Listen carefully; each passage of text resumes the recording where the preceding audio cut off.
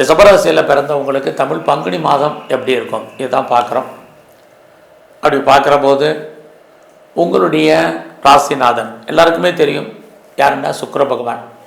அவர் பார்த்திங்கன்னா கோச்சாரத்தில் இந்த மாதம் எங்கே சஞ்சரிக்கிறாரோ, அவர் யாருடைய நட்சத்திரத்தில் இருக்காரோ அதை ஒட்டி தான் இந்த மாதம் உங்களுடைய லைஃப் ஸ்டைல் இருக்கும், உங்களுடைய வாழ்க்கை இருக்கும்.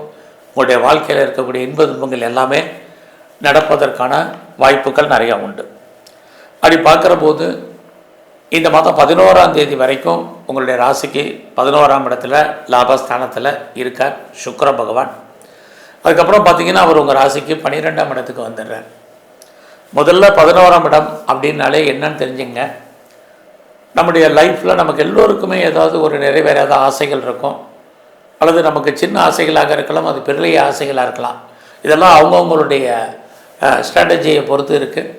ஆனாலும் கூட அந்த ஆசைகள், எண்ணங்கள், சிந்தனைகள், அபிலாசைகள் நிறைவேறுவதற்கான இடம் ஜாதகத்தில் 11ஆம் இடம். உங்களுடைய ராசிநாதன் சுக்கிரன் 11ஆம் தேதி வரைக்கும் தான் அங்கே இருக்கார். அதுக்கப்புறம் எங்களுடைய எண்ணங்கள் பூர்த்தி ஆகாதா, நாங்கள் எடுக்கக்கூடிய முயற்சிகள் சக்ஸஸ்ஃபுல் ஆகாதான்னா கண்டிப்பாக இருக்குது. கொஞ்சம் எஃபர்ட் கொடுக்கணும், அவ்வளோதான். பட் நடக்கும். ஏன்னா கோச்சாரத்தில் உங்களுடைய லாபஸ்தானத்தில் யார் இருக்காருன்னா எப்பயும் போல் சனி பகவான் இருக்கார். அவரோட இந்த மாதம் சூரிய பகவானும் இருக்கார். இந்த சனி சூரியன் இந்த ரெண்டு பேருடைய சேர்க்கை தான் நம்ம வாழ்க்கையில் நிறைய மாற்றத்தை ரிஷபராசியில் பிறந்தவங்களுக்கு கொடுக்க இருக்குது. அந்த மாற்றம் என்னென்னா, யாரெல்லாம் அப்பாவுடைய அன்பை ஆதரவாக எதிர்பார்த்து காத்திருந்தீங்களோ கண்டிப்பாக கிடைக்கும். அப்பாவுடைய ஆதரவு கிடைக்கும். அது இல்லாமல் சொசைட்டியில் உங்களுக்கான மதிப்பு மரியாதை கொடுவதற்கான வாய்ப்பு, இது எல்லாமே இந்த மாதம் ரிஷபராசியில் பிறந்த உங்களுக்கு இருக்குது. அப்படிப்பட்ட 11ஆம் இடத்துல உங்கள் ராசிநாதன் சுக்கிரன் இருக்கிறது. எண்ணங்கள், ஆசைகள், அபிலாசைகள் பூர்த்தியாகும். குறிப்பாக சனி பகவான் உங்களுடைய 5ஆம் இடத்தை பார்க்குறார். உங்களுக்கு புதுசாக லவ் அஃபேருக்கான பாசிபிலிட்டிஸ் உண்டு.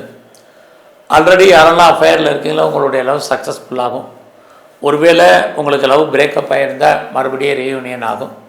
இது அத்தனையும் இந்த மாதத்தில் உங்களுக்கு இருக்குது.